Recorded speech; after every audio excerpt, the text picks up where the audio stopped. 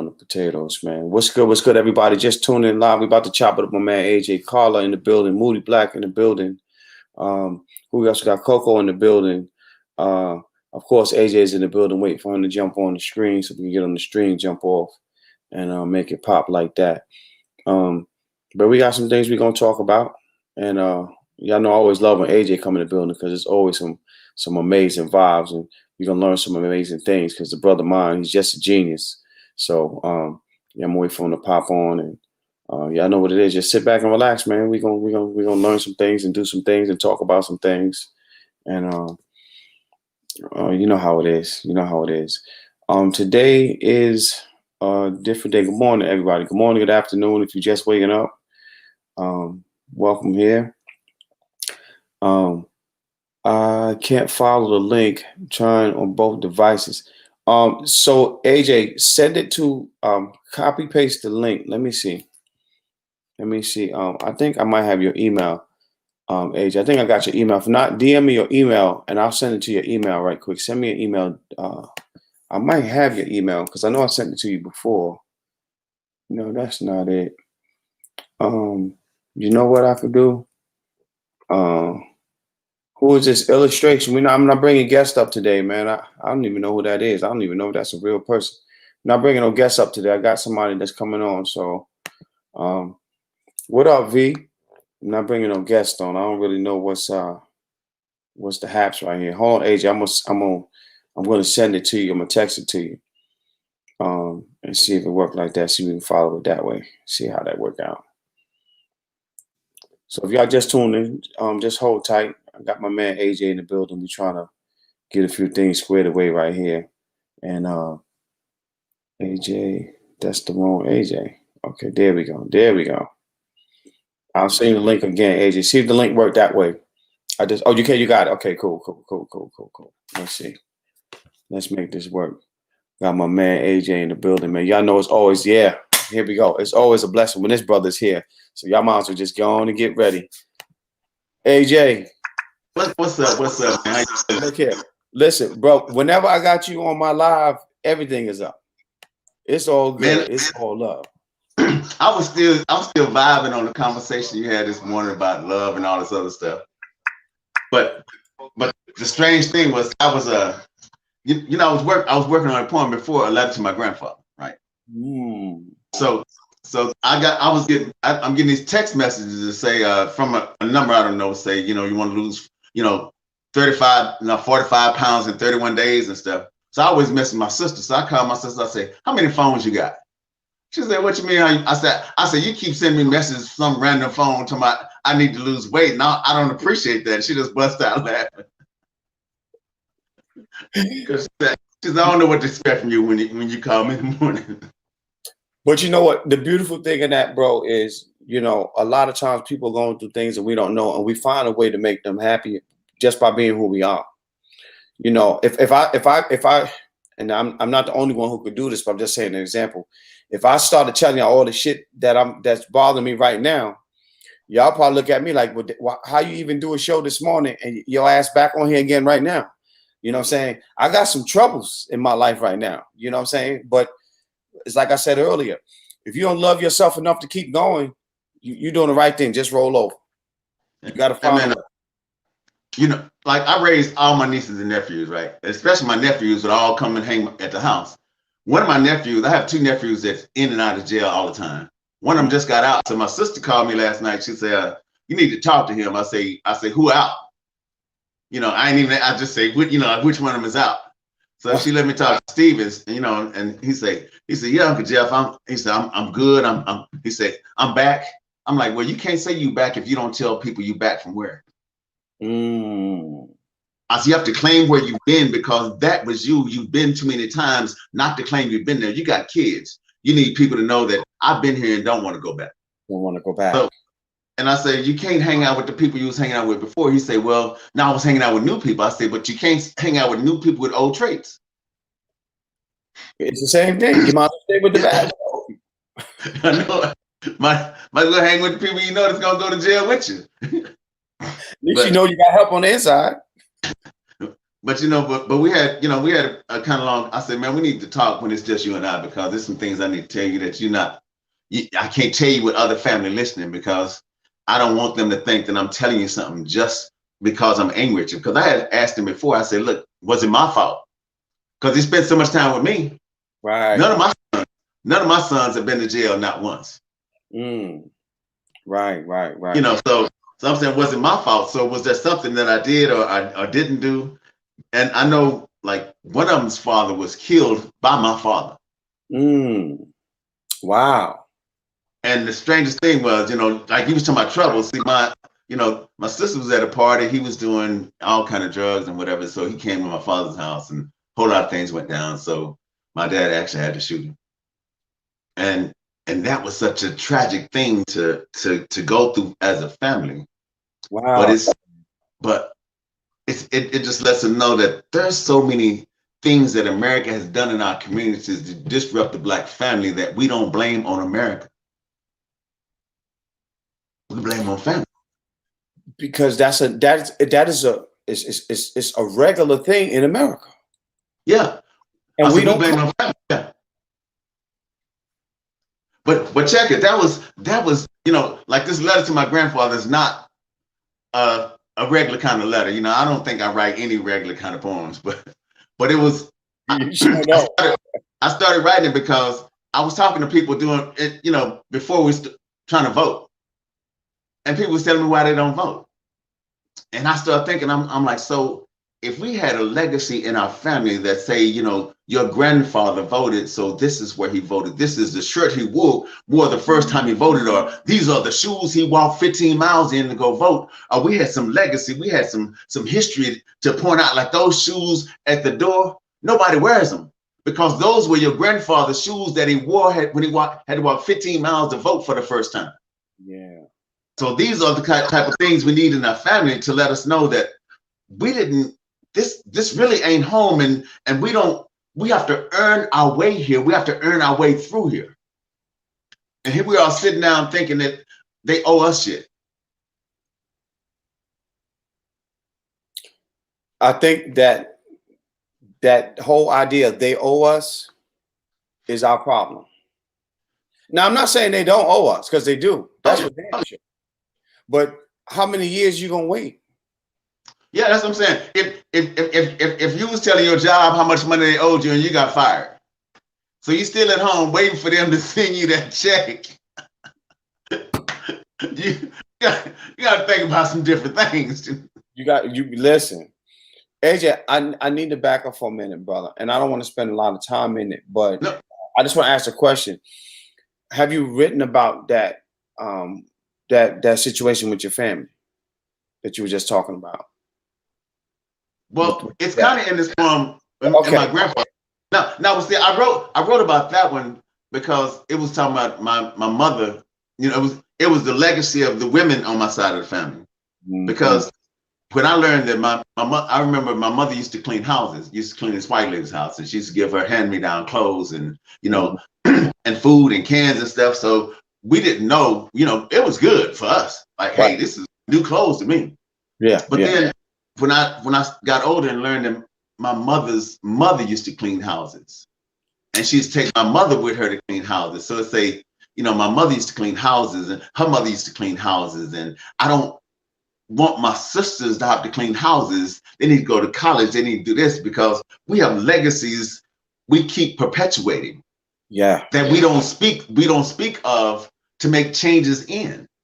Just like the situation with my family, I'm saying we don't speak of how drugs have already corrupted our bloodline. Already. Yeah.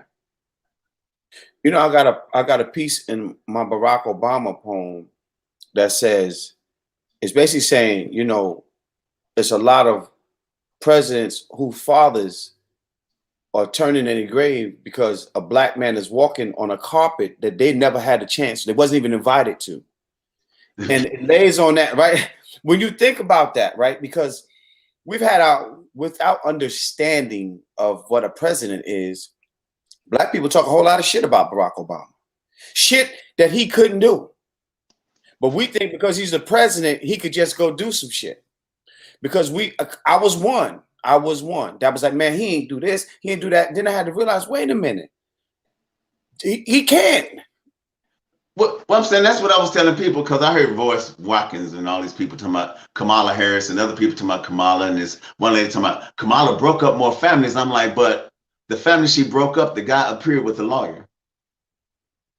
I say, so if the white man was there before her and threw the book at black people, Kamala's just in the same office at the same desk with the same book. With the same book. Yeah, so that's what I'm saying. So that's why this ain't home came from, is because we wanted Obama to change things. But I told people, I say, we helped a black man move to a mansion, bought these U-Hauls, loaded them up with his furniture, parked them in front, and drove our ass home, and came back 4 years later asking him why he's still unloading shit out the U-Hauls. We helped you move.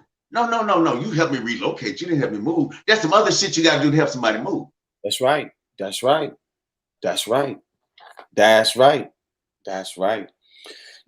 don't take time to look at it that way. Well, because other people already told us. Other people already told us that it was fucked up. We had a black man and he didn't change the 3/5 in the Constitution like he could.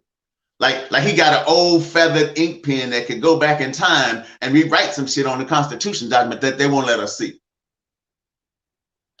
Talk about that part that they won't let us see.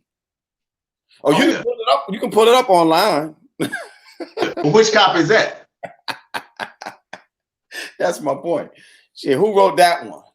I don't remember, but check it out. I just finished this. I read this piece to my sister, and I was like, I need to edit it, but I got to read it to you because I think some of the things you're talking about is in here, because it's not, it's a letter to my grandfather, but it's not your average letter to grandfather. Right. Yeah, read that. I'm waiting on that. I want to hear that. Okay, a letter to my grandfather. I've never told the whole truth when asked why I feel the need to vote. Why voting to me is of grave importance. I've not asked and don't know who to ask. I'm aware my grandfather could not vote, never voted, did not have enough coins to pay the poll tax, or a pen to write the answers to such a bizarre literacy test. Missing one question in an impossible quiz of 30 disqualifies you from voting. Back then, the struggle was real, unlike now when arguments ensue over rights, over religion, over why some believe their vote doesn't count. We live in a time we fight over two of the colors embedded in this American flag, and really because we have fists. Fight over insignificant things, over situations that are not situations, or not struggles at all. I do not know exactly when it happened. When did we forget yesterday, last year, 100 years ago, tomorrow, a middle passage later?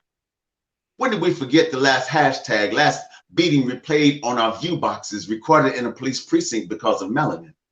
How can we forget the last grand jury hearing that wasn't so grand? When did we remember? We do not matter. Here we are begging, asking America to let us matter, asking for leniency, asking daily for a stay of execution, pleading for equal treatment, petitioning America to stop nationwide racial profiling. Trying to get this move.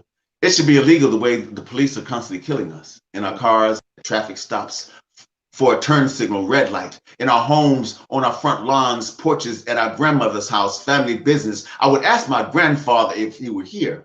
If I could stand near the rock sitting on his chest. If I knew exactly how to remove 2,000 pounds of earth covering the box holding his bones. I would inquire, how did you grow old? How many friends did you lose? How did he maneuver days when black was out of season? Ooh. When every black person could tell precautionary tales of persecution, of illegal search and seizure, when there were no cameras explaining it was not our fault, we got stopped, frisked, shook down, accosted. How did he maintain his composure when the color black had physical boundaries?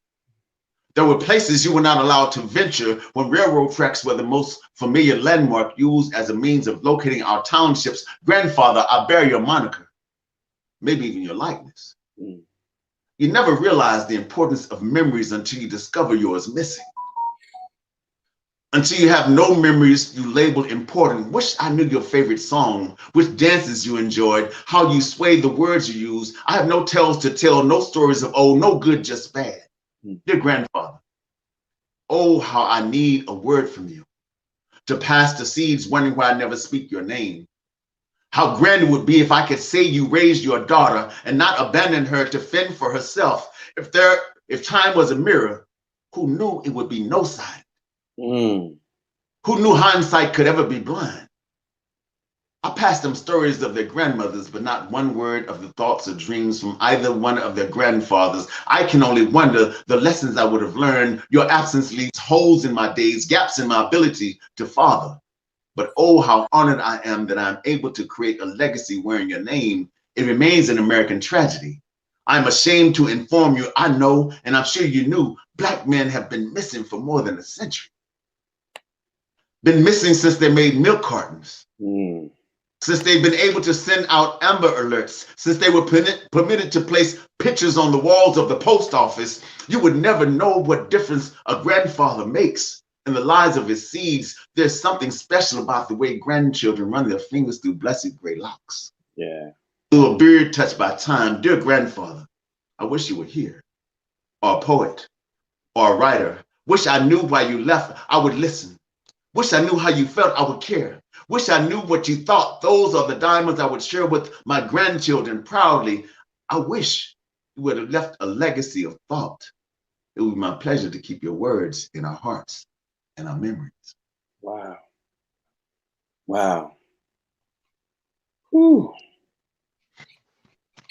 My mother's father, never met my father's father, never met that grandfather. My mother's father, he was in the Korean War. Found out that I have two aunts that are Korean. We've not found them for my mother yet. I found out his birthday is 11/11, I believe. It's either 11/11 or 11/12. I just found out because my mom is talking about him more now. Found out one of Frank Sinatra's songs was one of his favorite songs. I'm not going to expose the song because which is doing something, but I'm prepared. It's amazing that I'm glad that you read that letter because I'm planning to write a letter to my grandfather. That's dope. But I'm saying everything you're saying is thoughts I was having on this. But see, my thing was I just know I talked to my sister. You know, I was telling you I was talking to my sister, and my sister told me something I didn't know because I have a poem that says Charles wasn't my father's father, but he was the man who raised them, all of them. Wow. And I'm so proud of men who pick up steps that others couldn't carry, steps of the ladders others couldn't carry. Yeah. Talk about that, AJ. So I say there may be such thing as stepfathers, but there's no such thing as stepchildren. You know, but yeah. But the thing she told me, she say, me and Daddy went to, I wrote his name down. She told me, because I had no idea who he was. J.D. Grant. His name was J.D. Grant. She said, I remember when me and Daddy went to J.D. Grant's funeral. J.D. Grant was my father's father. Wow. She was the only one who went. And I don't know how old she was when she went, but she said she remembered and don't know how they were invited. But that was my dad's dad. So that means that he didn't see him. He just saw him in a box. And I'm saying, so these are stories in our community that multiply each time you hear the story told. Because somebody else did the same thing and didn't know their father until they got a postcard in the mail saying, hey, could you come to this funeral? Hey, could you do this? And it's like, we didn't know love, but they want us to love them gone. Wow. It's like, how do you go view a body that you don't know? Oh, yeah. How do you go identify a dead body that you didn't know when it was living? I mean, that's what I'm saying from that. Like, imagine getting that call. I got to go identify a man that is whatever relationship to me that I've never seen before. Oh, man. Yeah, but it was that I had that conversation before we having this one. And Wow. I'm saying it was just so amazing to me how when you asked what was love earlier today, yes, what was love? And I say, and then you asked about, what you asked some about how do you know what love is, or how would you describe love and all this. Okay. I put some things on there that just came out of my head for whatever. and then I said faith. I said faith was walking a mile when your left foot is swollen and your right foot hurts. Just let that sit for a minute. You know what I'm saying? Just digest that. How do you move? Right? How do you walk on your hands? Exactly. You're gonna do the snake or the worm, whatever you're gonna do. Like, God Almighty. There's a it's not even magic in the way that you word things, bro, that it's so impactful. And I think people, that's the beautiful thing about this work that we love to do.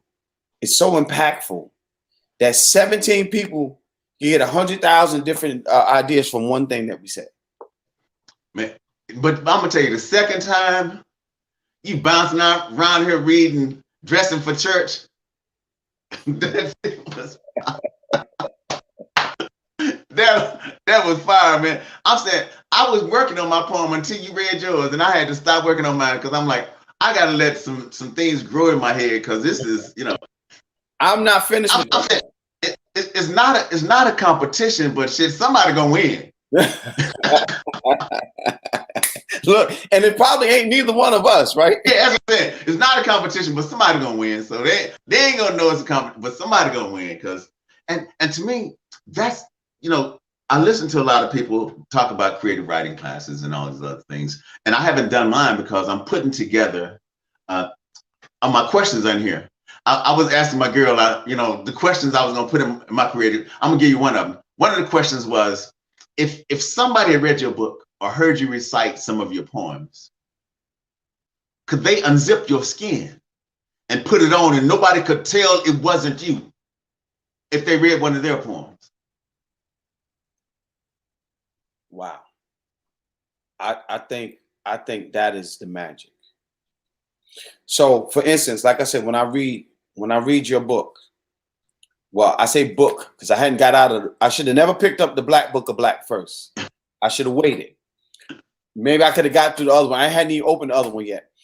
When I read it, I hear you. Best part about poetry is when you can read the poet's work and hear the poet. You can own it in any way you need to digest it and understand it, but you want to hear how the poet deliver it because that's how you get what they're trying to say. But when I write certain poems, I can still hear what inspired me from your work in your voice. Now, I don't know if people can do that, but that's me. Even when I read Hanif, because, you know, I told you, I keep Hanif book right here too, and Amiri Baraka. Now, I don't have his voice because I didn't hear him do any of these poems, but there's this element that still exists. Oscar Goodman Brown. Oh, when he did At This Beach, I know you heard that one. I don't know, maybe. I'm gonna send you the link. He does this poem. I think it's called At This Beach, when he talk about how they came to get us and met us at the goddamn shores. The way what he puts in the poem. Then he's got another one. He says, I apologize for being black, being spoon. Man, listen, when he do I apologize, I'm posting both. Oh yeah, no, I like that one. I know that one. I know that one. Now, but check it out. I tell you, I performed with the Last Poets a bunch of times. I tell you, Obi Odun named me an honorary Last Poet, which was such an honor. Yeah, but what you was talking about at the beach, in that This Ain't Home, you know, I talked about the shores on the east, how there's, you know, how people have those, I could just see people with metal detectors finding disconnected shackles from slaves that was brought up on that beach. Yeah. And then when people on the east see those little planks of wood and little planks, I say those are not random planks.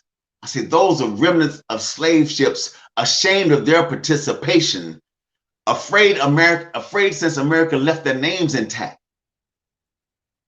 It's like when somebody called you and you supposed to be on what do they call it when you witness protection? Mm-hmm. Somebody call you by your old name. People like, damn, we gotta move. We gotta move. This ain't gonna work no more. We better go somewhere. But that's what it feel like. Jesus, they don't found me. And the thing, when you talk about how you hear people, see, there's certain ways that you see. I hear in lines. I hear in lines. I hear in images. When anybody read a poem, I'm listening for the images. I can hear the length of your lines, or what I see, what I believe the change of your lines is. So when you hear a poet, you kind of know. But see, when you read a poem, I hear the pictures. Mm-hmm. And a lot of times I hear the pictures, and the picture from this one might morph into the next one, and you don't even notice till you see it clearly. So I like that. That's why I was saying, when you second time you read Dressing for Church, I was angry and shit. I was kind of jealous, and I was sitting there listening. But anyway, I'm just saying, the second time you read Dressing for Church, I paid attention. That's all I'm saying. I take the other stuff back. I take the other stuff back, but I was paying attention. Thank you for taking the other stuff back, because I know better than that shit right there.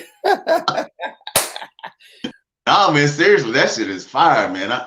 And because it's so fire to me, because that I wrote that title a long time ago when I first started working about. Sometimes I just sit down and write a whole bunch of titles. Like, yeah, I think that'd be a good poem. I don't know what it's gonna be. And then I just start building. So that is the last one that I need to finish.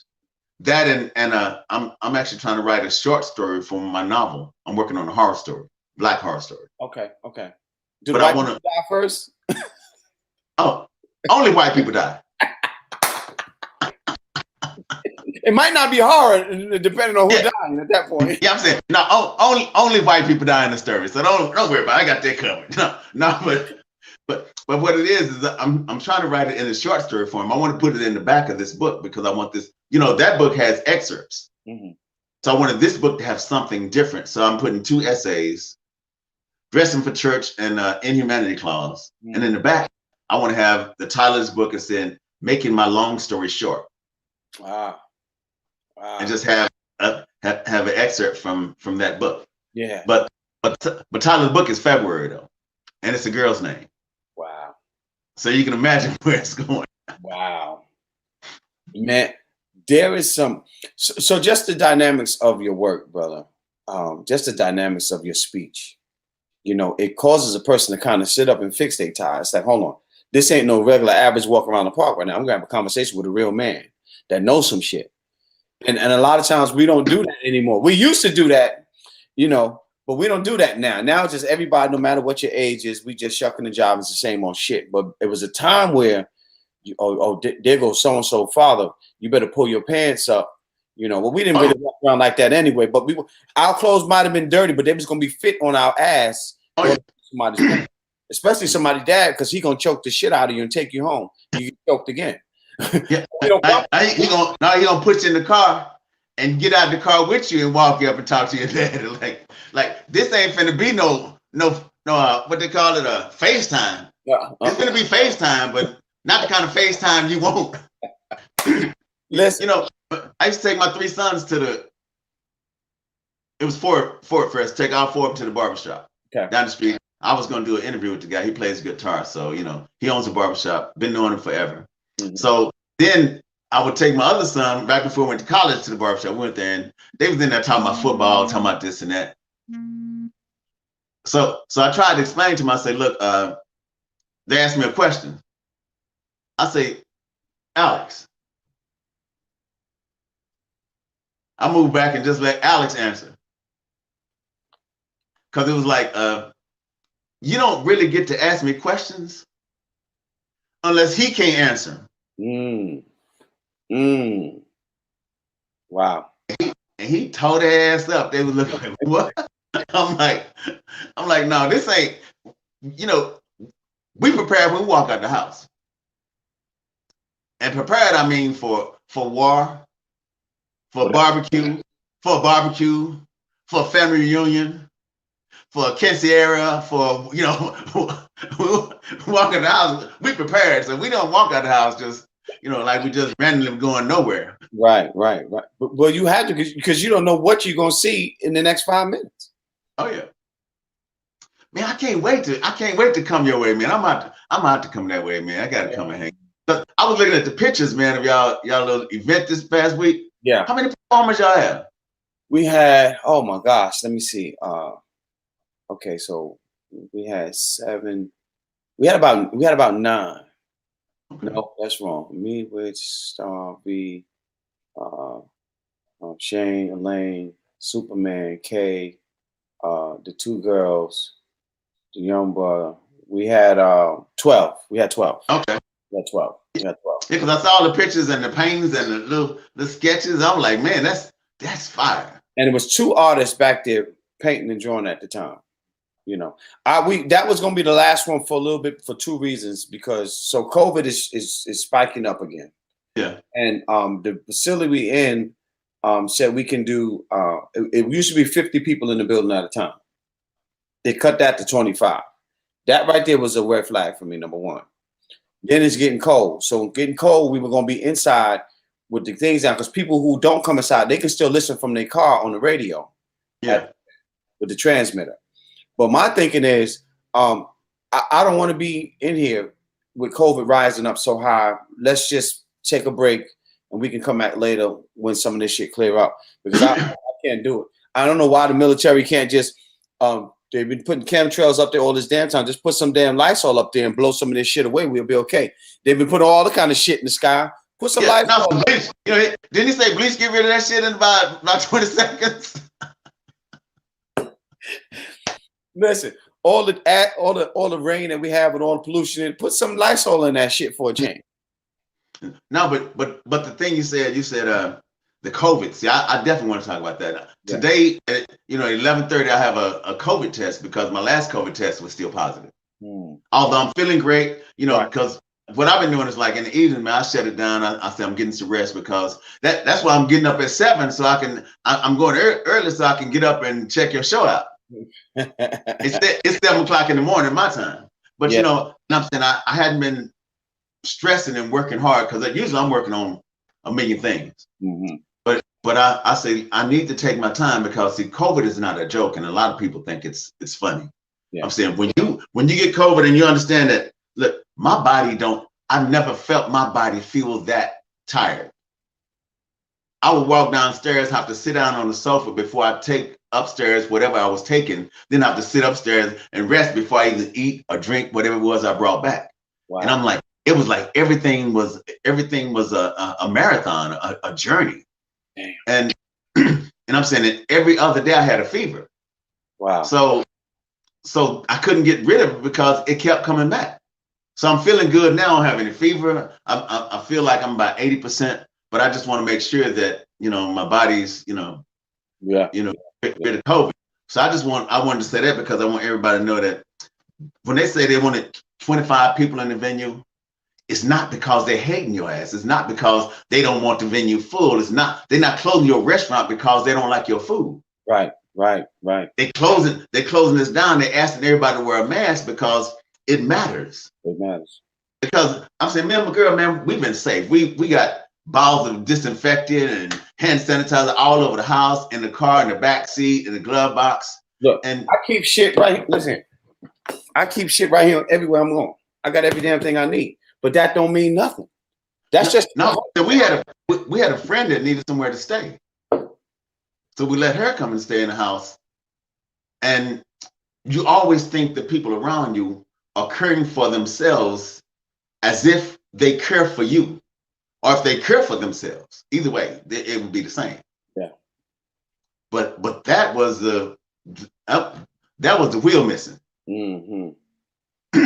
It was like we trying to drive a car on one wheel and 3 axles spitting up sparks and shit. We ain't going nowhere. Not a day. You can't even go in the circle right now. I know, but it was just a shock that we were trying to see where we caught it. But I looked around. We've never been anywhere without a mask on. Never. I always do your hands before you get in the car. When you get out of the car, before I put my hand on the steering wheel, whatever. I'm saying we caring. Right. But that was the only factor. So I just want people to understand that they're not telling you don't go see family for Thanksgiving because they don't want you to have turkey, even though that 45-pound, 8-month-old turkey got all kind of shit injected in it. It's okay. It's okay. You want a big ass turkey, but it's a baby turkey, and you wonder why he, why he looked like what's that? The Gumps, whatever the family was Eddie Murphy played. Club, yeah. Yeah, clumps. That medicine he took, and when he didn't, it blew up like the turkey and shit. That's the kind of turkey you just don't know what's in it. But it's okay. If you want to eat that turkey, just do it. But do it by yourself. Do it by yourself. Man, I posted, yeah, I think it was yesterday. I said this time of year, America kills a gazillion turkeys for tradition and not for hunger. And I thought about that so heavy. It's people starving. They won't clean the fucking turkey the day after Thanksgiving to feed them, but they kill all these damn turkeys for you to have a murderous damn holiday to celebrate murder and rape and and nigger shit and fucking listen. Don't get me started because I mean, for people who actually think of what you celebrate. Celebrate the day after. Fuck it. You want to get together the day before and don't eat all of the shit that they poisoning your ass off and making money. I told this lady one time, I said, I don't drink tap water because they got all kind of medicines and shit in the tap water that you don't know. She said, oh no, my tap water goes through a filter. I said, yeah, they filter that shit with everything they put in it. And she got mad. She got one friend to me. Now my best friend, Dope Poet, she been listening to QAnon for a minute, right? So she got all these theories in her head, and we was talking. So she's to my, no, this is what happened. I say, baby, I'm get a voodoo doll and shit and get that shit out of you and have that shit expunged. I say, cause it's almost like Christopher Columbus is trying to tell people how bad the Pilgrims were. Like, don't look at me. Look what they doing to them Indians. Don't worry about my shit. Yeah. I'm like, so, and that's why I sent you that link because I was trying to write a Thanksgiving for them. Yeah. But the first thing I need to know is how much did America pay for an Indian scalp and when did it start and who started it? And I was like, that has to be the most frightening thing to understand is that these people pay $25 for the top of somebody's head. That was just so you would know they're dead. Let me plug this computer. $25 to scalp somebody. God. Yeah. But the biggest fear, my biggest fear was, okay, you paid $25. So who's on the bow of their head so you can take their scalp? Wow. Let's talk about that. Who the hell is going to do that? Yeah, did you say, could you please pray? And then hit him. Wham. Yeah, steal it. God almighty. God almighty. So I'm saying, but it's frightening. But that was, and I was just trying to figure out how many times America has misled not just us, but misled anybody. Built buildings in New York so they could see and experiment on how Black people live when they're struggling. In West Dallas, built a little project so they could see how Black people live when they're struggling. Over in Oak Cliff, they start, putting crack and guns and stuff. It's like if somebody dropped some dynamite sticks on the corner of your block, and then the houses start blowing up, right? And you say, we didn't make the dynamite, but it wasn't lit when they dropped it off. Right. So what part of this problem is ours? And why are we still waiting for somebody else to answer that? Amen. Amen. Talking about prayer. Amen. Yeah. Amen. Holla. However you want to say it, a couple of them. So I grew up under the teaching of Elijah Muhammad. I grew up in the Nation of Islam. And what a lot of people think is that the Nation of Islam sit around and saying, oh, we just want white men to do everything for us. We want the white man to give us back. That's what a lot of people say. Well, why y'all think white people owe you all this stuff? I said, well, hold on. Why should I not think they owe it to me? Hell, I didn't pay for a ticket to get here. I damn sure wasn't handed a ticket to get here. I didn't come here on my own. So why wouldn't I? And they said, well, does the nation teach you? I said, don't worry about what the nation teaching me, because that's none of your damn business. What do you want to know, and what do you want to have a conversation about? Well, I said, well, I don't teach, so you can go there and find out. And I had a few people take offense to that, but I said, how am I going to teach you something that I'm still learning? No. How am I going to teach you something that you're not willing to listen to in the beginning? And you don't. Let's add that in. Now, I'm saying you won't even sit at the desk in the class. You stand up in the back like you don't punch with that little cone hat on. Man, we do and won't do some of the dumbest things, and then expect somebody to come answer the call for us. No, but not just that. We don't do it by ourselves. It's a group of us. And again, that we sing it in harmony. we good singers. And forgot who taught us the damn songs in the first place. Exactly. Taught us the damn songs in the first place. But see, it's amazing how we will pass on more tradition than truth. We would talk about all the things that this is where we used to do it. This is where we used to do it. And see, they don't understand that we only did it like that because they weren't allowed to cross the railroad tracks. We only did it like that because that was the way we kept dollars in our stores, because Corners, Bobby and Beauty up the street, they had a laundromat attached to it that was theirs, and that was the pastor of our church.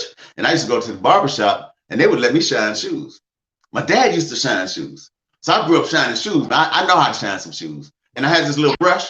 So I would dust the people off with that guy at the barber chair. And I'm like 5, not even in first grade yet. So in the first grade, I was good at it. Shining shoes. So I had all these coins. I go by the store, fill my locker full of penny candy and cookies, and sell that shit for 5 cents each.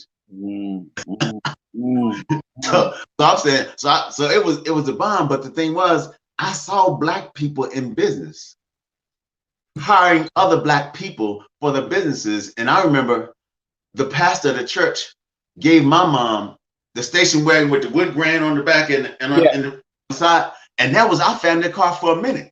Wow. But he gave her the car because she needed a car, because she was teaching at Lincoln High School in Dallas. Wow. Now she was the secretary. So eventually she was the head secretary, but that's how she got back and forth to work. So we don't see how other people helped us in our battle to be the best us. So we want to tell everybody, be the best you, but you don't understand that you might need to lend a helping hand. You might need to put some dollars. You might need to put some power behind them words, put some ass and help push that car, because it's going to start once you pop the clutch. Yeah. But you got to get behind them and push. And we're acting like we don't want to push no more. We act like we privileged. Yeah, we act like we don't want to push. I can't push no car in these Stacey Adams. And don't realize that your grandfather went to work and didn't have no soul at the bottom of his damn shoe. Oh yeah, you know what I'm saying? He kept putting newspaper in the bottom of his shoe, and could read that shit at work like it was a break time. No man, but it's so amazing, man. Every time I talk to you, man, it's just, I'm saying it's probably the best part of my day, man. That's why I get up and I listen to your show at 7. I'm like, and see, this is my job moment. Okay, this is my job moment. I want everybody to understand that I tell people the Let Us Write book is about you doing your due diligence, finding 10 minutes a day to write whatever time it is, but you have to write every day. So how hard is it for people to write 10 minutes a day? So imagine how hard it is for people to get up at 6:50, make some coffee and sit down and say, okay, it's coffee time with me. I don't know how I'm feeling because I hadn't had a sip of this coffee yet, but we finna make some shit happen. Yeah. See, to me, that is a formidable follow through. See, until we all create our own formidable follow through, there's nothing we can say about anybody else's mission or purpose. We can't even talk about our destiny without understanding that destiny won't do shit. It ain't got no legs. It can't walk by itself. Sure can. But man, I'm so proud of your follow through, man. Everything. I'm so proud of how you say, well, my guest is not gonna show up today, but we're good. Yeah. Let me tell you how my day is. Yeah. Let me tell you what my day feel like. Yeah. And a lot of times nobody sees the adjustments you make to make your day great. That's why I tell everybody when I wake up in the morning, I'm excellent. When I put my feet on the floor, I can feel the flow, man. I can feel the flow. I'm excellent. Because I always say a mountain is gonna fall peak first in my day. I'm not gonna go around it through it because I know it's coming. Yeah. But to me, that's you, man. You understand that. Look, I'm gonna do this show. You supposed to be on there with me, but it's okay. Okay. Shit might happen in your day and you don't know how to follow through, but it's okay. I'll reschedule you, but I'm not rescheduling me. So, and that, man, I'm so proud that you are showing other people that, and Moody Black. I'm saying Moody is my guy, man. I cut for Moody, but it's just so important that a lot of people, because Moody will say, hey, can you host this show for me? And a lot of people say, man, I ain't used to hosting no show, man. I don't know how to host it. I'm like, imagine hosting a show every day. Imagine getting up in the morning, time you get up, you take a shower, you wash your face, you say, oh man, got 15 minutes. Yeah. Throw the coffee in, coffee gonna take 6 minutes. Okay, can I eat something right quick? Okay, no, it ain't gonna be ready. So, but you sit down and you ready and you approach this day as though this day right here ain't ready for me. That's exactly how I had to look at it. I appreciate you, man, because it ain't, listen, I started this on IG only. But I knew I wanted something else. I had to see where it was going to go. But I thought about it. I said, if I can't handle a following that can't respond to me besides texting to me, if I can't handle that on IG, I might as well forget about whatever else I'm trying to do. So I did on IG for about a month before I decided to do it on here. And in doing that, I've learned some shit about myself. Mm-hmm. And then I'm realizing the resilience I have when I want to do some shit. Like I'm just gonna do it. And you've been on my show, so you know I don't prepare shit. I might have a few questions I'm gonna ask you about artists and that. The rest of it, I let it happen the way it's gonna happen. My guests be like, "Well, what are we gonna talk? What's the topic?" I said, "The topic is all about you." We cross that bridge when we get there, because I get tired of watching shows, these interviews, all be the same shit. When you started, who's your family? You got this hit record. You got this book that's on the top seller. Damn, all that shit. You might not want to talk about that today. but you know, but one thing is, it's not like that, because I hate when, people used to send me, I'm saying I've been in magazines all over Texas and all these other places that interview me. But see, I've never been in search of the limelight. Because see, I did this thing called Battle of the Flows. We started Forward Slams in 2000. Mm-hmm. I did this event called Battle of the Flows. I started in 2003. There was this Rosemarine Theater. I went and met with them, cut this deal because the theater was dope. And it was kind of new and nobody knew about it. So my idea was, okay, I'm going to help you market this theater. So I need a marketing budget. Even if it's not dollars, cut off my rental fee. Right. They had a green room. So I would put on Battle of the Flow events like slams, but I call them Battle of the Flows. And what I did is usually I had probably only had $600 prize money, but or $750, sometimes $750, but I broke it down into the top 4 or 5 places. Mm-hmm. Because my thing is, anybody would travel somewhere if they know they're the top. I'm the top. I'm gonna get my money back. 5th place is your $25, your $50 back. And see, I refuse to go to events to where I can add the number of ports multiplied by the amount you're charging and understand that you're still keeping $200 off the money you got from the ports. And now you think I'm an event, I'm gonna come and I'm gonna perform, I'm a Bojangles for you. Right. And you making money off me just like we slaves again? Yeah, I get it. Yeah. But that was just it. It was like we did this and all these interviews, and I never asked anybody. They would say, send me questionnaires. I'm like, okay, so please don't send me a questionnaire. I'm like, because if I got to research the answer to tell you about me, you don't need to interview me. Come on.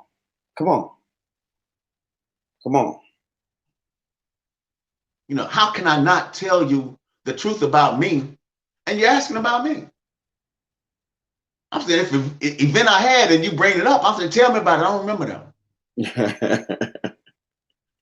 I said, you know how many events I had? You know, me and my buddy, we did 14,000-mile tour. We did 41 gigs across the United States featured. Wow. Drove coast to coast. Damn. Man, it was probably the most bomb time. And what I learned mostly about it is that nobody cares about your struggle to get there. They don't even want to it's our weekly event. Features go first. We're glad you made it. You up, I'm finna introduce you now. Wow. And I'm soaking wet, just came out the rain. They had to fix a flat and all this other stuff. Now you want me to go Bojangles for you, but I agreed to it, so here we go. but it was like your show every morning. It was like we knew where we had to be and what time we needed to be there, and we knew the approximate time it would take, but we had to leave early just in case for all the other things that might happen en route. Right. But we didn't miss a gig. But it was just amazing how we look at each other when people would say things and they didn't understand what we just went through in the last 8 hours to get to this place. And no sleep, and they're looking like, okay, you made it. Okay, which one of y'all going first? Right. Wow. But it was just amazing that when you understand that these are not just words, these are life lessons that I put in these books. These are not my ideas. These are gifts given to me that I'm supposed to write down so you can read this shit and probably get something from it. Yeah. But if I start writing shit that don't mean nothing, evidently my pen broke and I'm writing in pencil. Oh, eventually one. Yeah. or I got a ghostwriter. Check this out. I'm gonna say this to you. I met I'm not gonna mention this poet's name. Well-known poet. You know him for sure.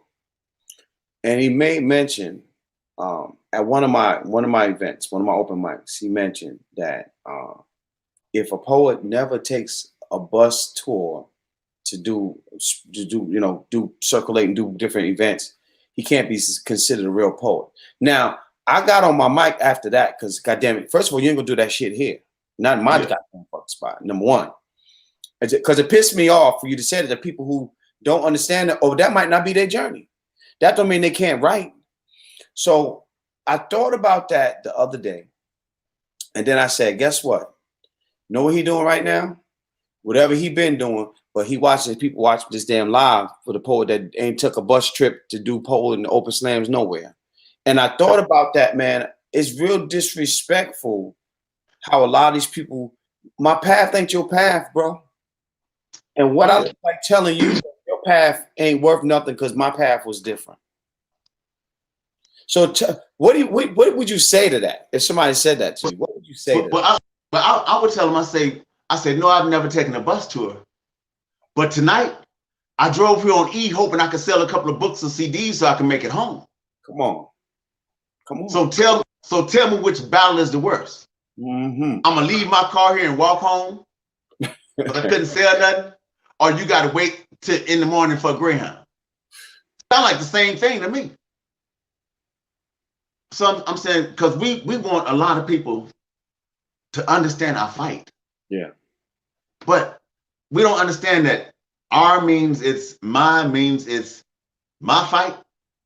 It's not really our fight because your hands ain't throwing a punch in this battle. Come on now. Come on. How you gonna be with me if you're over there? And if I don't put these hands up, I'm about to get my ass whooped. Come on. My brother and I, we created a whole new network with the way we've been involved with the community here with poetry. I'll say this to be clear to a lot of people because a lot of people watch our feeds. We ain't saying we better than anybody. Our events is better than anybody's. Our events are different. Mm-hmm. Our events are totally different. And we pride ourselves in that. And I want people to understand that you don't have to ask for permission to be successful. Just go do it. And stop worrying about who's going to follow you. Just make sure you're staying true to who you are. And people will come if you're doing the right shit. But you know, it's a lot of people that do lives now because it's popular to do lives. Mm-hmm.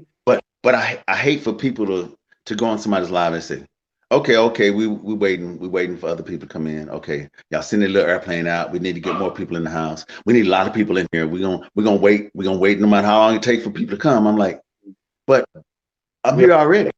Yeah. Yeah. I'm here already. So why am I not important? And I think it's a drive-through. It's a drive-through COVID testing. So I'm just gonna get my keys, and we're gonna keep this up. Okay. Then you heading over there now? Oh yeah, got to, man. Yeah. Well, the main thing is I'm glad you had 80%. At least that's a beautiful sign. You know, you're still here with us, bro. Because I didn't even know until you came back. I was like, damn. And see that's the thing. And you know, my nephew, I tell you, my nephew just got out of jail, right? Mm-hmm. So I'm talking to him yesterday. He said, Uncle Jeff, let me tell you this thing about COVID. You know, I was in the store, you know, me and my son, and they talking about I need to wear a mask, but it's okay that he don't. So ain't nothing. I said, hold up. Let me explain something to you. I say, my best friend in New Orleans passed away April 1st from COVID. I had a friend that just died September the 5th of COVID. Stop. I said my girl's mother died March 1st in hospital. But looking back, she had all the symptoms of COVID, but nobody was saying anything about COVID at the time. Right. So you can't come to me and tell me these, you know, your hypothesis of something that you hadn't been through or you don't know nothing about. Mm-hmm. As though I'm supposed to take your word for it, like it's going to matter that you think it's just a hoax or right. I say, and I told him, I said, look, I'm probably 80% now. I'm just getting over COVID. So the last thing you want to talk about COVID to is a person that's getting over COVID. Exactly. You had no conversation with me now. Yeah, I'm like that's not a conversation you want to have with people, because that's, you know, you're gonna talk to a man that just got in the ocean, swam back to Africa, got off the ship. He said, man, they almost had me, man. They got a whole lot of people chained in the bottom, man. I got away. I made it back. They said, man, you don't know how hard it is. And no, you don't understand. You don't know how hard.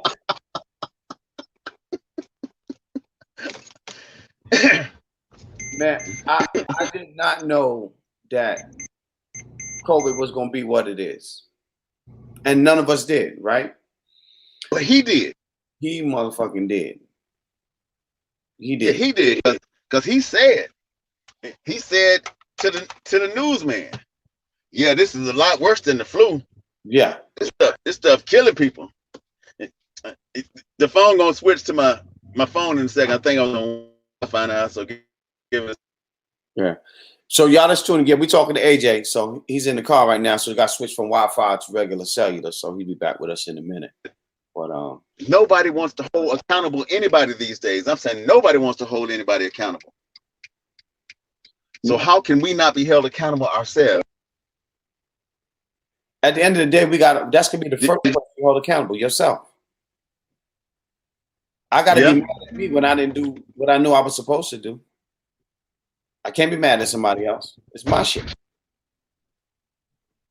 So I'm in agreement, man, because I think it's a shame that, but man, I'm really so proud of you, man, that all the things that you do and all the people that you invite in to give them an opportunity to discuss their accomplishments. I was gonna say their greatness, but their accomplishments. And a lot of times people need to know what they accomplished just so they can keep moving, because a lot of times people quit moving when they think they haven't accomplished nothing. That's right. And just like you told them this morning, you say, yeah, there's so many things that you accomplished, you just need to tell yourself. That's right. Write it down. Every little thing. Write it down. I told somebody the other day, I said, I can understand you. I told somebody the other day, I said, did you fall down the stairs today? They said, no. I said, well, you did accomplish not falling your ass down the stairs, right? Write it down. Because when you start looking at, you didn't burn the eggs this morning. You made your coffee right. You know, the chicken tastes good. Yeah. You reheated your food one time in the microwave instead of 6. You did something, man. And you got to be rewarded for that. Reward yourself for the small things. Small victory. But you know what you can add. When I told you in Mississippi, this this school. Uh-oh. Oh, we lost AJ. We lost AJ. He'll come back, y'all. It's always great to have him on. He'll come back in. I guess where he's at, he's having a little disconnection. Also, it's almost time for Moody, so we're gonna go on Moody in a minute too. Let's see. I'm gonna get AJ back once he gets in. Okay, there we go. I think he's back. Okay, we got you back. Yeah. You good? Yeah, I'm good. I'm good. Okay. What you were saying now? I say, the school in Mississippi senior class invited me to be the speaker at their graduation, unanimous vote. It was so humbling, and I was so excited that I needed to find something to tell them. And just like your message this morning, I told them that, I say, look, you're graduating. This is a new experience. I say, but this is not your first time having a new experience. Mm-hmm. I say, when you were a baby, you saw people moving, so you wanted to move like them, so you learned to crawl. I say, then you saw people, moving around the house, and you learned to walk. I say, then you saw people going outside, get on this bus, so you wanted to go to school, so you learned to go to school. Then you saw bigger buses, and you wanted those. So each time you graduated to another part of your life. So this right here is just another graduation. Another graduation. You just need a cap and gown for all the other. Right. You let other people celebrate you, and you never celebrated yourself. You know what I mean? When you put a cap and gown on, you proud, but everybody else is applauding you. But you never look at the stuff you did and applaud yourself. You never do it. Who go to graduation and say, I did it all by myself right off the gate? Eventually we say it. And it's usually after the damn graduation. Afterwards, I did it. Well, hell, you knew you did it when you paid for that cap and gown. You should have been applauding. I know I got it. I made it. Now, but most of us didn't pay for our own cap and gown. That part too. And we never paid that money back. Let me cash out my mother for the cap and gown. What do you say? We still got debt. We still owe money. We still owe money. I do need to cash out my mother for that cap and gown she paid for. Check it out. If we start writing our parents checks every week for shit we owe. I have 7 siblings, and I told all our siblings we got no business not sending our mother some sum of money every week. Every week we should put something on her cash app. I don't care if it's $2 damn. Every week you should put something on her cash app. If you got siblings, talk to your siblings. Every week you should put something in your mother's cash app. Every week. Now I'm not Xing daddy out this equation. Now don't get me wrong. It's a different struggle in that. So I'm not counting daddies out. But for the most part, we know mommy always here. Yeah. Mommy's always there. And if you're blessed to have your mother alive, that should be more reason. I try to text my mother every day and tell her I love her. Every day. And I y'all to see my mother at the poetry spots. I'm always like, look, my mother in the building, show her some love. I think one of the seeing her smile when I bring her to the stage, and then my mother, she's so humble. She's still like, thank you to my sons. But seeing her smile when I bring her to the stage or bring her in front of people, that's the best thing for me, man. That makes the event perfect. That makes it perfect. But I'm gonna tell you, I guess my proudest moments was this year. This year because my mother's birthday is August 1st. Okay. She had a manuscript at the house of a book she wanted to write. So I brought the book here when I moved to Las Vegas. I edited the book, worked on it, published the book, sent her like 40 copies of the book on, the day after her birthday. Wow. She didn't know the book was being published. So she said, I always wanted to see my book published, but this is what it feels like. And she's just so grateful and tears in her eyes. And I'm saying, I got tears in my eyes because I'm like, that's what I wanted to say. I wanted you to know that dreams, all of our dreams can be manifested if we have a formidable job type follow through. Wow. No, listen. I said a formidable job type follow through. Wow. Yeah. Wow. I caught it at the end. But I'm saying, but it matters. I'm saying it matters how much you write. It matters how you edit what you write, because it was a guy yesterday. He asked somebody. He said, how do you know that's that poem? You know, that poem that everybody need to hear. That's that poem. And I heard some other people say that, man, you know, I just run it by my people around me and my mentors and see what they think, and I do this. And when I was talking to him, I said, no, I said, the way you know that's that poem is that you wrote it, because every poem should be that poem. Yeah.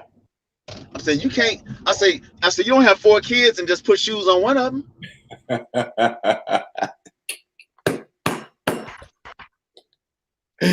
You're right. You sure know. Everybody need a pair. Yeah, everybody need a pair of shoes and some clothes. It might be cold, need a coat. You know what I'm saying? There's a whole lot of things. So every poem is a baby. So you can't let that baby run around its own like it's gonna matter. Right. You got to give it what it's got to have. Wow. Oh, that's powerful. So every poem should be that poem, because if not, why did you write it? Why did you write it? And that's when I'm coaching people. I tell them, when you finish with the poem, ask yourself, is it telling you exactly why you wrote it? Is it giving you what you wanted to get from it? Because sometimes I might miss it, and that's okay, because it wasn't for me to get. It was for somebody else to get, or maybe for you to get, but you got it out. Now I tell them, I say I didn't get it because it's probably my tomorrow. I wasn't ready. My ears wasn't ready today. You know, they were only open so they could rest there at the drums. So when it came through, they would resound themselves. So I would know, here's the message. Here's what you're supposed to get. Here's what you're trying to tell. Right. I said, because at some point in time, we got to understand that we are God's messengers, man. We ain't writing words because we want to write words. I'm saying, if you know, I got this one poem saying, man, if I knew it was gonna be this bad, I would have drove myself way past crazy years ago and cut this shit out. Because it don't make sense. It don't make sense that I'm sitting here struggling trying to write these thoughts and write these words, and everybody say, what is he doing? And I remember I told my sons one day, they asked me, I said, Dad, what, you know, why y'all every time we leave home going to school, I drop them off. They say, when you wake up in the morning, you sitting there, right? They say, when you bring us back, you sitting there writing. They say, what you doing? I said, y'all come here. I said, look. I said, that right there, it used to be a blank piece of paper. I say, these words just didn't appear miraculously out of nowhere. Right. And I didn't want to tell them, you know, I wanted them to see in the growth. And over time, they're gonna say, oh, that's so screwed up. He could have told me he wrote that shit.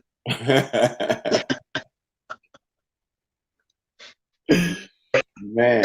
But I just want them to know that, man, it takes effort to do a show every morning. Oh yeah. Coffee time.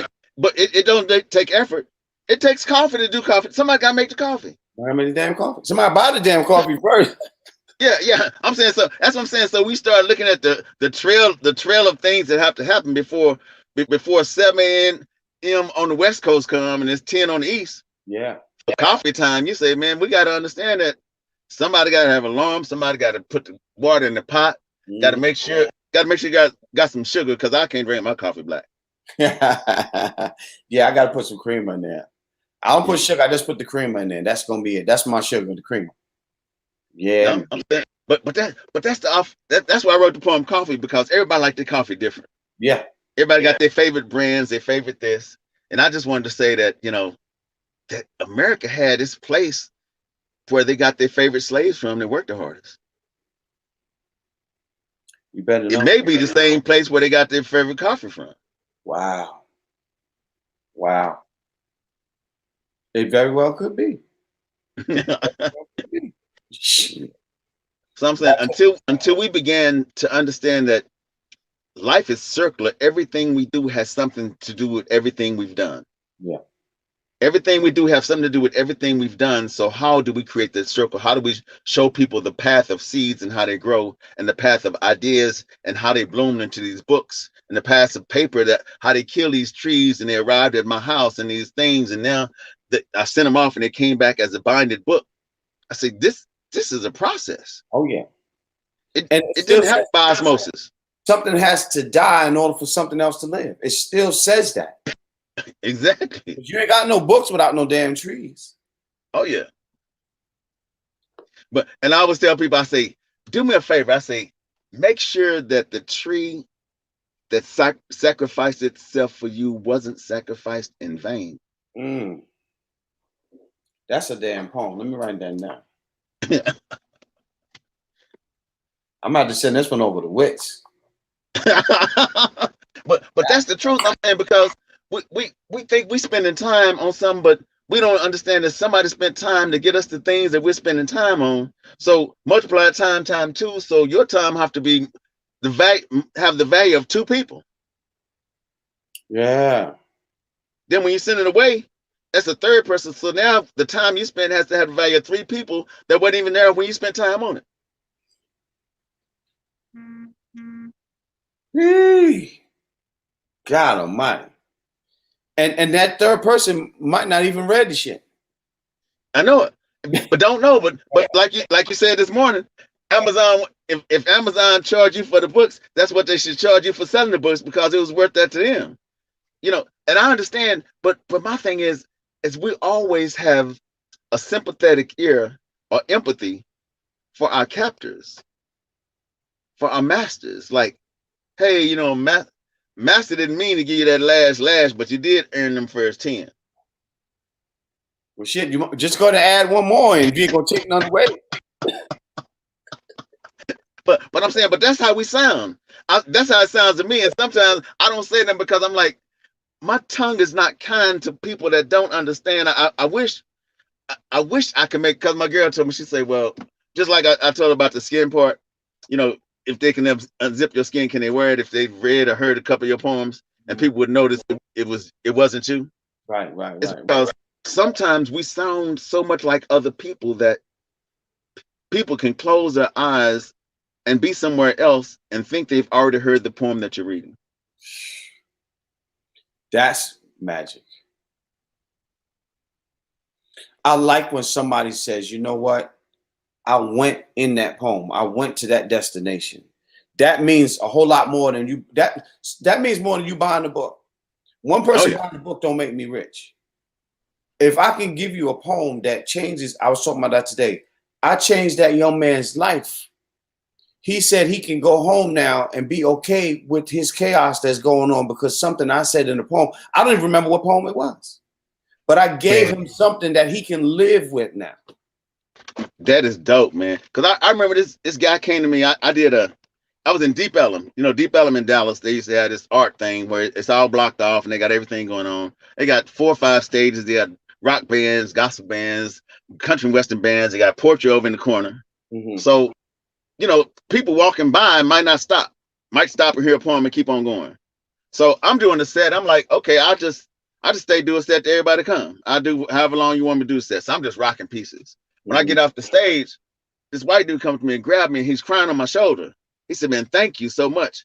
And I'm sitting there like, I just did about a 45-minute set. So I have no idea when he arrived and left, or if he left at all. So I can't ask him now in this moment, yo man, what touched you, man? What brought the tears? Hey, just tell me the name of the piece. Was it, no, that's not it. It's like, when you know that you did your best at what you do, that's all you can do. And it don't matter. It don't matter which one it was or what it was. Just know that you have to keep writing that way because somebody else might need something from you tomorrow. That's it. Let me say this to you, AJ. I know you because I know you got going. So let me say this to you too. I read a poem that I wrote, What God Looks Like. You got that in the book with my mom. That's my signature piece in that poem, right? In that book.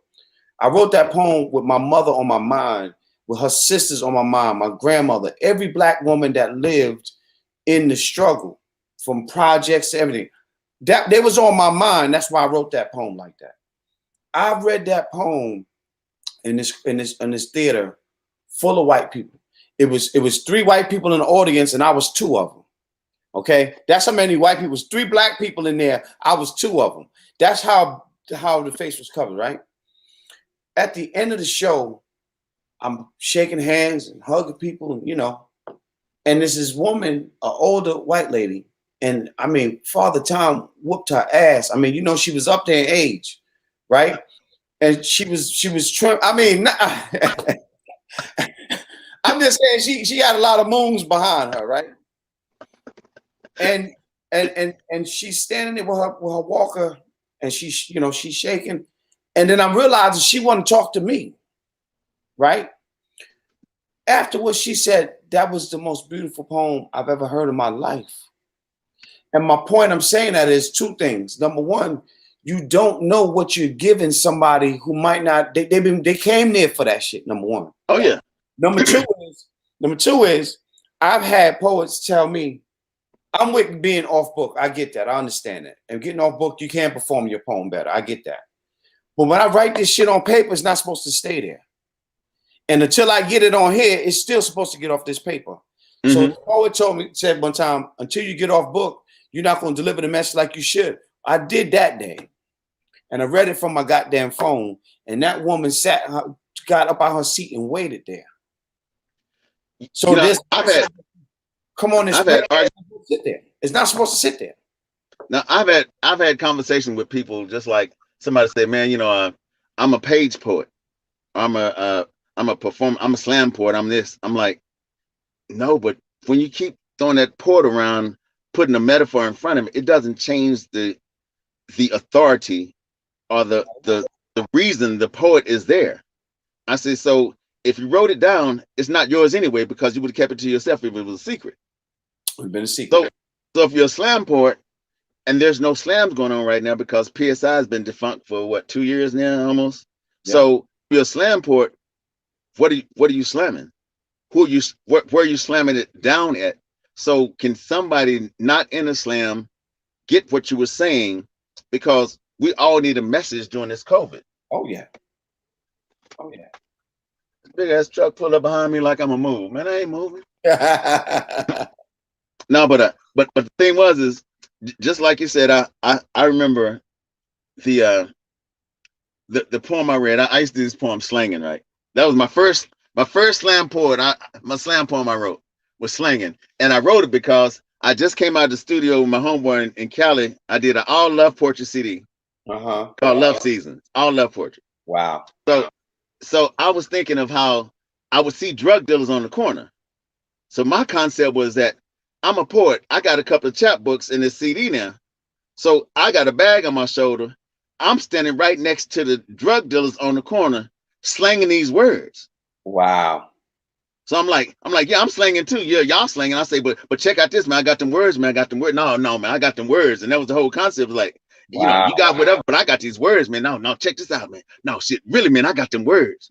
And that was the whole thing. It's like, you ain't had no shit like this, man. I got them words. And it was like my envision of being on the corner with the drug dealers, and they get mad at me because I'm selling more shit than them. Right. Wow. Listen, man, I promise you, I've learned so much in this poetry community, if we can call it that. But I've learned a lot from some amazing people. But we have to remember that these poems are not meant to just stay on a piece of paper, like you said, or they would stay a whisper. And I ain't whispering shit. If I'm whispering, you better be my lady, or my kid, because that's the only person I'm whispering to. But let me tell you how wrong you are. I'm gonna tell you how wrong you are, because you said the lady was old. You say if time was a bullet, she fought all of them. That might not be what you said, but that's what I heard. If time was a bullet, she's still fighting. Listen, and I wanted people to get that image because that's what I saw. I mean, this was an old woman. So it was an old white woman. But so she was drinking some sarsaparilla tea, and she'd been on some porches watching some black figures pick cotton. Exactly. She done seen it because we in the South, we in North Carolina. Goddamn it, she done seen that shit. Yeah, she. Now I got you, but that image, I'm like, if time was a bullet, she fought all of them and still fighting. I'm like, that is. You didn't say she won no battles. You didn't say she fighting. But Father Time was not playing, man. Hey man, I love you. We probably need to go on. I'm gonna get this COVID test, so hopefully it'll be negative. Get that negative test out, you man. I want to hear that. Well, just type negative on the screen when you get done, because we gonna gotta call that shit negative. Okay, for sure, man. I love you, my brother, man. But I'm gonna tell you, man, I'm so proud of you, man. That see, I write every day. My brain wakes me up with new shit. So now my brain wakes me up with new shit about 6:45. Wow. Because it wakes me up with new shit. So you got about 15 minutes to write some shit before you need to go over and listen to John. You know, but it's just I'm so proud of your follow through, and I want people to understand that these are not things you just do at random. These are duties that you are given to abide by in your living. That's right, brother. So when you find a duty that's yours and you have a formidable follow through, it doesn't matter how many people follow you. It matters that you are following through. Right. That's right. And I'm proud of you for that, for sure, man. Thank you so much, brother. Thank you so much. And like I said, if I can be an example for whoever's coming next, then so be it. That's all we can do. Play our position because somebody's watching. Oh, and you never know how many people are watching and taking notes. Taking notes. And it could be the same people that didn't like you the day before yesterday, but you said something today that touched them. And they say, okay, he get a check mark today. Okay, he on my good side today, but tomorrow he better earn something. And I really feel like every day we're earning our way through this life. That's it. You got to earn through verses. We're earning through verses that we paying. It's like I'm using these verses to buy some wings. I got wings on layaway. Wings on. You know, right now I only have the front curve of my halo. Wow. I got to earn the rest. Yeah, something. I got the front curve of my halo, and it's gonna take some more time for I build this circle. I can't even turn sideways. You can figure it out. Yeah, I want you to think I'm Glory right now. Just keep on. Just know I'm Glory. Look at this. Oh man. Oh man. But what I'm leaving you with is that's one of my favorite lines in one of my poems. It says, "Halos are not night lamps. No matter how bright they glow, you can't see them in the dark." You can't. Wow. So, you know, because everybody think they got some glory with them, but I'm like, no, we black, so we in the dark. We in the dark. Yeah. Wow. That's heavy stuff. That's heavy. But let me go on here and get this negative, man. Let me go and get this negative test, man. I love you, man. I'm gonna go live after I finish this test, man. You got to come on my Instagram so we can finish this conversation. Okay, bet. Hit me up. I'll go on there. Okay. Peace, man. All right, brother. Peace and love. Love you. Peace. Listen.